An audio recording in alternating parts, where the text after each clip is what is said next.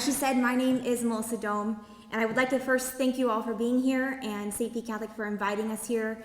It's just so important, and I feel very blessed that I can share my story with you and also raise awareness about this very important issue of dating violence and domestic violence that is currently wreaking havoc on our generation.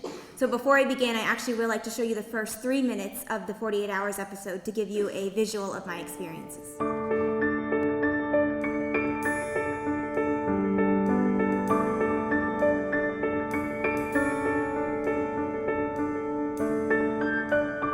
As you can see from this 48 Hours clip, I have been through a horrific tragedy that happened just a year and a half after I graduated high school, which was in 2010. I graduated from Clearwater High School. It was a horrific and senseless act of violence that never should have happened, but when I was in school, nobody came to me and spoke about dating violence or domestic violence. I believe if I had a presentation just like you're at right now, I would have known the warning signs to look out for. I would have known that there's so much help available and that I wasn't alone and that this wasn't my fault. I would never want to go through what I went through again, but I also wouldn't change it, and that's because I believe I have lived to share my story and be the voice needed to deliver this message to you today. I actually feel very happy and relieved that you guys are being able to have this opportunity, and I feel very thankful to your school for allowing this. Before I start, I want each and every one of you to realize something about yourself, and that is that you have the ability to make a difference and change the world. That sounds cliche, but I truly mean it, because deep down, each inside every single one of you is the most powerful device, and that is an idea.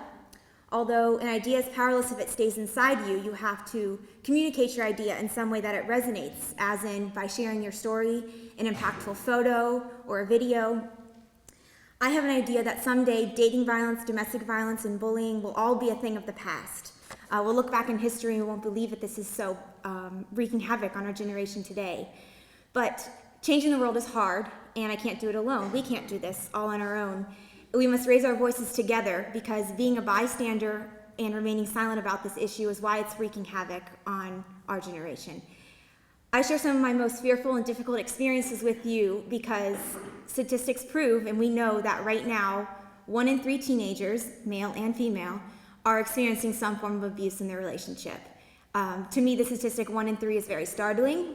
It's very heartbreaking.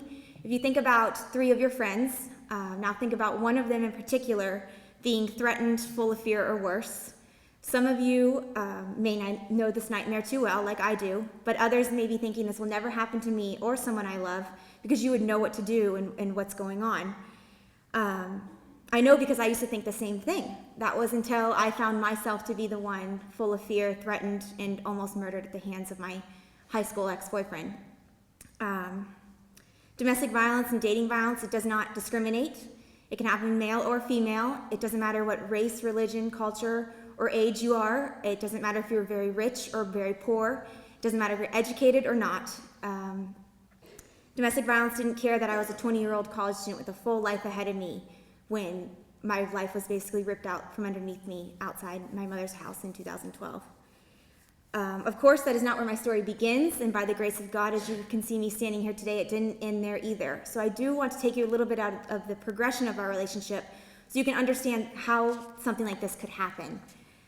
When we met, I was 17 years old. I was a junior and he was a senior.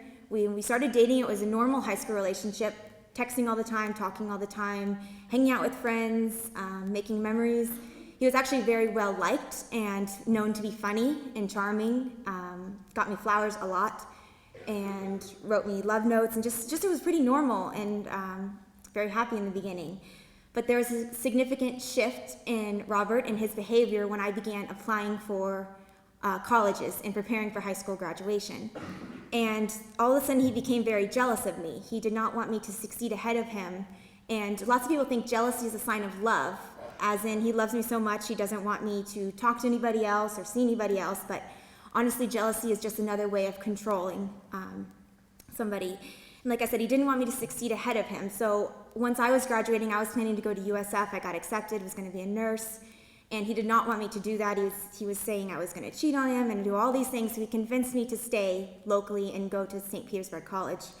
I just want to make a mention, it's just so important, especially at your age, especially if you're seniors. that you follow your heart, and it's very important to make decisions about your future, about what you want to do. And if somebody loves you, they will support your decisions, not try to change your mind. He would also lie about dumb things that you should tell the truth about, but he chose to lie. And if I would confront him about them, that's when he had a temper that could be easily set off, whether he would yell at me or call me names. He could punch the dashboard in my car or the door in my house. His behavior gradually got worse because he felt himself losing control in our relationship. And abusive relationships are all about gaining and maintaining power and control over another person. I obviously attempted to break up with him because of all this behavior. I didn't like the way he was talking to me or treating me. But this is when he said that I meant everything to him, and without me, he was nothing. He said that as his girlfriend, I should be helping him, not abandoning him, and if he left me, he was going to kill himself. I didn't like the behavior, but I also didn't want this to happen, so I agreed to try and get him help. He also wasn't like this all the time, and I was completely uneducated about the cycle of abuse and all of the dangerous warning signs. And because of this, I confused all of this emotional and verbal abuse that I was experiencing with him just being a jerk. And I just wrote it off as jerk tendencies, as just being a jerk, a guy, I also thought this was normal because I grew up in a home where arguing and fighting was a regular occurrence that ultimately led to my parents' divorce and my family unit kind of falling apart in a way. But just because I didn't have the example as a young teen of what a real healthy relationship should be like or what real love is, because of this I didn't always make the best choices. But I've learned in life, one of the biggest things Julie's taught me is that if you change your choices, you can change your life. And that seems very simple, but it's true. If you're at a crossroads and you have positive choices to lead you on a positive path, or negative choices will lead you on a negative path. It's really as simple as that, is making the conscious effort to make good decisions. And as an advocate, I've learned, obviously, a relationship can be unhealthy or abusive without physical violence. That's what people mostly associate abuse with, physical violence and being hurt, but emotional and verbal abuse also causes a lot of pain and scarring. There are many behaviors that can qualify as this kind of emotional and verbal abuse, so I do want to explain a little bit of the red flags, and for red flags for worse things to come. For instance, as I said, calling you names or putting you down, yelling and screaming at you. This is not normal. Also, extreme jealousy or controlling or possessiveness of you, isolating you or seeing you from talking to any of your other friends or family. They only want you to be with them. They don't want you going out and seeing anybody else, telling you what to do and what to wear or what not to wear. A big one nowadays is using cell phones and social media to control you, to humiliate you. This includes checking your Facebook, checking your text, your emails. This is your personal and private information, and nobody should be going through your information. It's just another way of control. Another one is to make false accusations or blaming their actions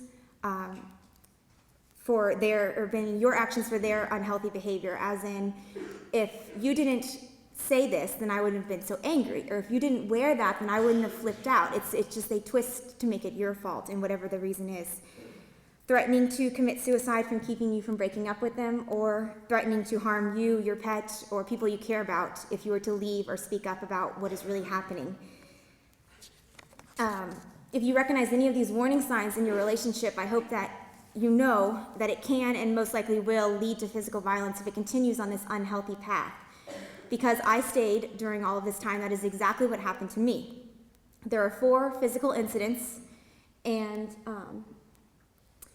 it started with a push and ended with his hands tightly around my throat in an attempt to strangle me. I'm sure you're wondering, why did I stay after each one of these? And this is because my life, my mom's life, and his own life were all threatened.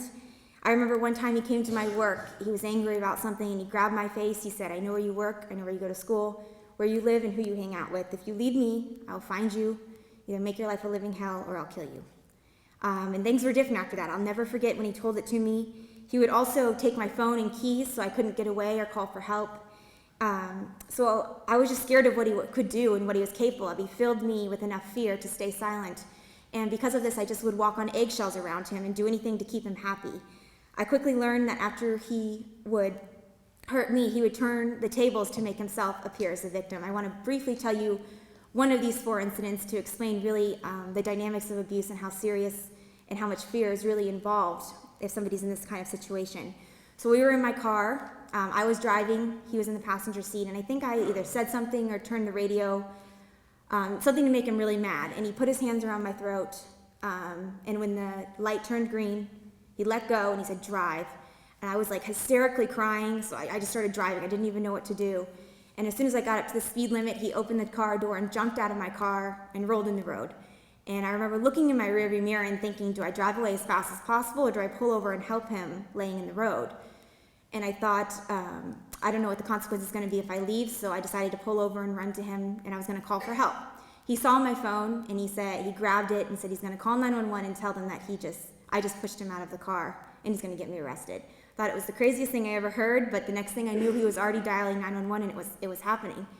And so we hung up the phone, and I knew that they were going to call back, and that's exactly what they did. And right before he answered the 911 operator calling back, he looked at me and said, if you say anything, you're dead. So I didn't say anything, of course, and he said, "Ma'am," he said, they got a 911 call from this phone number, and he said, "Ma'am, thank you so much for calling back. My little brother just learned about what 911 is, and he has a little brother who's like 4 or 5 at this time, and we're really trying to teach him a lesson.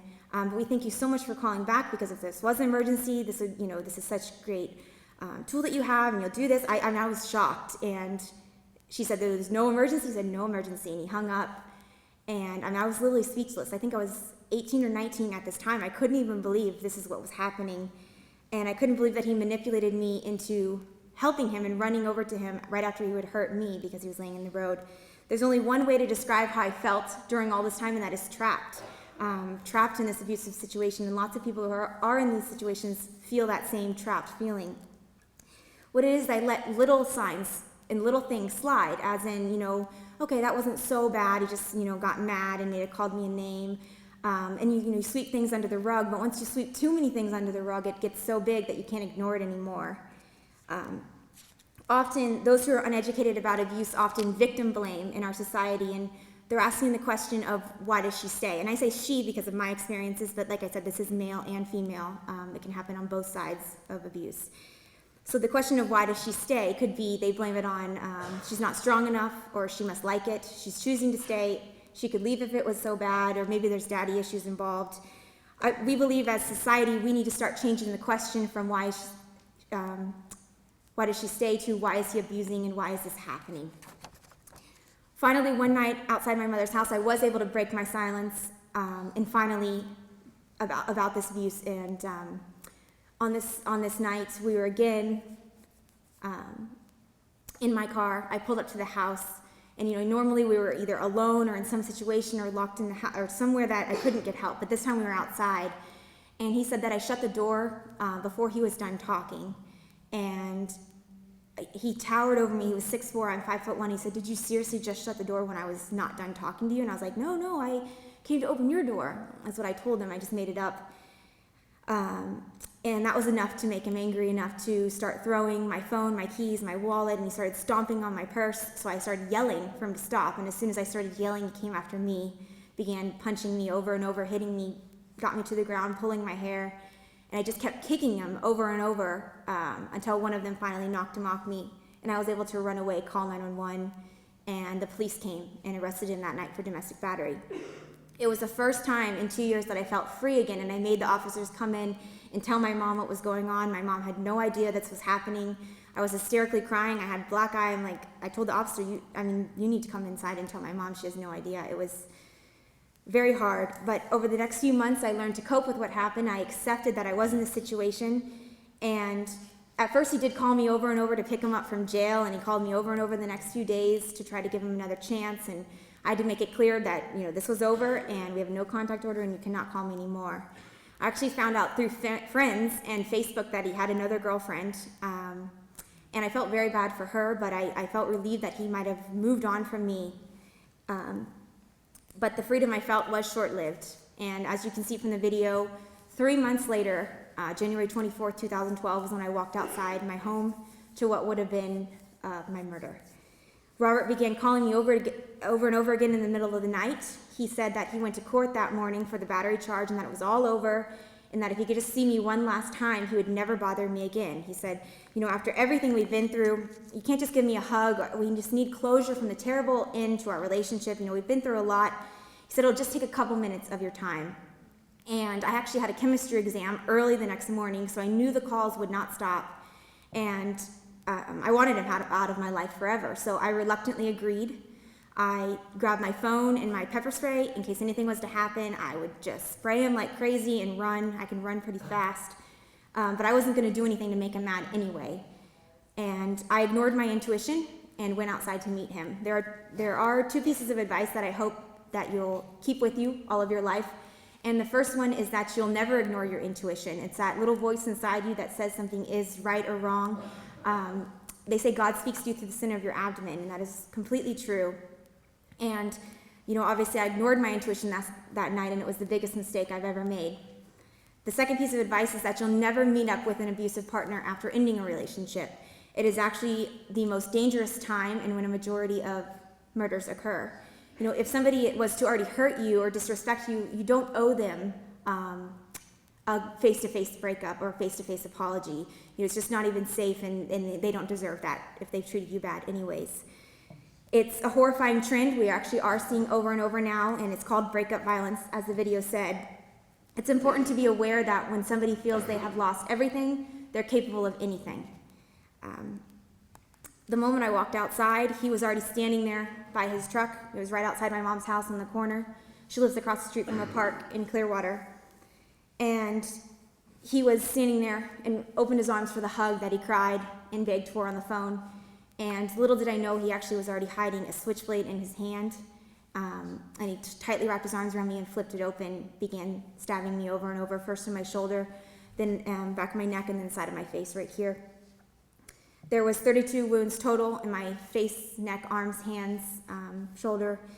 But I knew I wasn't going to make it. I needed to scream for help. And there was actually two teenagers, just like you guys, in the park across the street from my mom's house. And they heard me screaming, and they ran over, and the girl actually called 911 for me. And she is the only one that called. So I want you to know that if you're ever in a situation where you, a friend, neighbor, or stranger, if you see something happening, that you'll be the one to say something and call, because it could be a matter of life or death for that person. Like I said, this young girl was the only one who called for me and the only one that heard me. And after seeing the teens, Robert also knew this had to be finished quickly, so we went back to his truck, got a second larger knife with a wooden handle and serrated blade, came after me again. And I'll spare you and myself from reliving all of those gruesome details, but you can see by me standing here today, he did not accomplish what he intended to do. My wounds were very severe. I had extreme head trauma. My skull was fractured, nose was fractured, several teeth, my jaw was broken, facial paralysis, my larynx, my voice box was stabbed. They said I may never be able to talk again, but God saved my voice. I also had a stroke in my cerebellum, and they told my family I may never be able to walk again, but I learned how. And I even flatlined 4 times on the table, and I died in the ER down here at Bayfront Medical Center, where they saved my life. My injuries were severe, but I stand here today as a survivor on a mission. What I went through was a horrific and senseless act of violence, and nobody should ever have to go through being stabbed 32 times because their boyfriend or girlfriend can't accept their choice to break up. It is so important to remember, especially at your age, that time heals all pain. So what most might feel like the most painful experience ever that's going on, as in your first heartbreak, or if you're dumped, or if friends are anything that's happening, it's important to remember that it's very small in the bigger picture of life. And a responsible person will seek help and walk away if they feel themselves losing control, and ask for guidance about how to properly navigate this breakup if they haven't experienced it before. Robert Burton didn't walk away, and as a result, not only was I almost murdered, but I am happy to let you all know that he is now serving a life sentence with no chance of parole, forever in prison. But on the other side of that, could you imagine being 22 years old and sentenced to life in prison because of a choice that you made as a young 20-year-old man? It's just important to remember that time heals all pain, that you'll walk away in any of these kind of situations. When I woke up in the hospital, I knew that God saved me for a special reason, and I made the decision personally that this attack was not going to define me as a person, and I wasn't saved to be angry or negative or bitter. I also personally traveled through the journey of forgiveness, and I publicly forgave my ex in court at his sentencing hearing. When I did that, it set me free. You know, when you choose to forgive those who hurt you, you forever take away their power. And that's what I did that day. I learned also the true meaning of determination and what it means to never give up. I want to briefly tell you another little short mini story inside my story. After this injury, obviously I had extreme brain damage and trauma, and so I was sitting across the table from my speech therapist. At the time, before this happened, I was a straight A college student planning to be a nurse. I was very dedicated in my studies, and I got really good grades. So I'm sitting here filling out a big paper of addition and subtraction problems, and I'm getting most of them wrong. I thought I did them right. She handed it back to me, red marks all over, and I was like, oh my gosh. And she said, you know, you really need to take off from school because you're going to be extremely disappointed in yourself when you go back and you don't do well, because you're never going to be the student that you were before. And I was so shocked. I mean, I was like heartbroken. I was crying that even the thought of this man changing my brain and what I'm able to do in life. And I told her, I said, you're wrong, and I'm going to go back to school, and I'm not going to listen to you, and I'm going to prove you wrong. And I'm happy to say that I did go back. I did get A's that semester. I won Student of the Year for St. Petersburg College, and I also graduated with my associate's degree and was honored as the commencement speaker. But I always go back. That was my proudest moment, and I think, what if I listened to that therapist that told me not to do it, that I couldn't do it, and I should never even try? I know I wouldn't be here today. And it's important to know that whatever somebody's telling you can or can't do, know that you listen to yourself and follow your own dreams, because you can do anything, and anything is possible if you believe in yourself. I want you all to know that whatever you're going through in life, that you can keep pushing forward and don't lose hope, because you are stronger than you know, and tomorrow is a new day. I learned throughout my recovery to appreciate the small victories in life, and every day is a blessing. And when you wake up and look at life that day, every day truly feels different. I knew that there was some reason that I went through all of this, and I'm still here to talk about it. I've learned one of the most important lessons that Julie taught me is that if you can't change your situation, you have to change your view. And you have to think about that. So I couldn't change my situation I was in. This definitely happened. So I had to change my view of how I was going to look at it and what I was going to do with it. Instead of thinking, why me, I began to think, why not me? I now feel it is my duty as a survivor to speak out for victims who are hiding in the silence of abuse and maybe feeling ashamed or embarrassed. I also share my story to be the voice for angels who are forever silenced because their abusers succeeded in taking their life. At Hands Across the Bay, we have met countless parents of murdered children and women and men, and it never gets any easier. But I always tell them, and I keep the promise, that when I speak into schools, I am speaking for them, and I am being their voice. I also share my story for fellow survivors of dating violence, because our stories are different, yet so alike. It's important to take comfort in each other and know that we are not alone, and that it's not your fault. I also share it for those who are unaware of the damaging effects of domestic and dating violence, and for those who think this can't happen to them or someone they love, but also for those who will someday meet this type of person and have the strength to recognize and walk away. I now proudly work at Hands Across the Bay as an advocate, where I feel that every day I walk into work, I'm fulfilling out my purpose of why God saved me on this earth. We do many things at Hands Across the Bay, but I personally head up the Prevention Awareness division, and I get to go into schools doing what I'm doing now. And the most important reason is because I wish I knew then what I know now, and I never want another teen to go through the same. I also understand, and I know that not all men are this way. And there are a lot of good people in the world. And there is a silver lining to my story that I would like to share with you. I remember in the many months following the attack that I said I was going to be single forever. I decided I hated all men, and I knew that nobody would want to be with me anyways, because I have a whole pile of emotional baggage I'm dragging along, and I was damaged, is what I thought. But I'm happy to report that I have found my Prince Charming, and I've learned that fairy tales are real, and not because they show you that the dragon exists, but that the dragon can be beaten. So my dragon slayer's name is Cameron, and I could say this lame quote because he's not here and he hates when I say it. But so my dragon slayer's name is Cameron, and I never had to worry about explaining him what happened to me, and that's because he actually already knew. He was one of the firemen who was on my call that night, and he's the one that set up the landing zone for the helicopter. And we met 1 year later as a surprise, and both of us knew it was meant to be. And it's been over 3 years since we've been together, and he showed me, most importantly, what a healthy relationship is and what real love feels like. Last year, on May 11th, I was invited to throw out the first pitch for the Rays game down here in St. Pete on behalf of my work at Hands Across the Bay, and I was so excited because this is a huge honor. And Cameron and I were practicing throwing in the backyard for several weeks because I didn't want to mess it up, my one chance to throw the first pitch.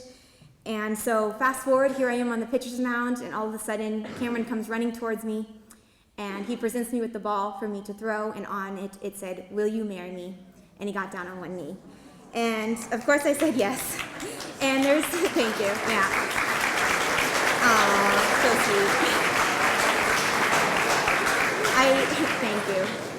I share this with you to show you that you can make the choice to have a happy and positive and good life after tragedy. It's a choice, it truly is, and there is love after abuse.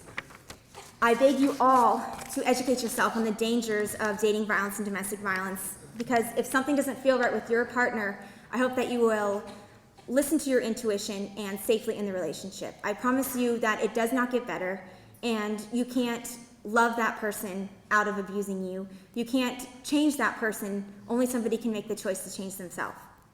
If you're currently being abused, I urge you to break your silence and reach out to us at Hands Across the Bay or a guidance counselor here at your school, and we can connect you to find the help you need. Everyone deserves a safe, healthy, and nonviolent relationship. You are worthy of real love, and I promise you that there is life after abuse, but you have to first love yourself before you can be loved by somebody else.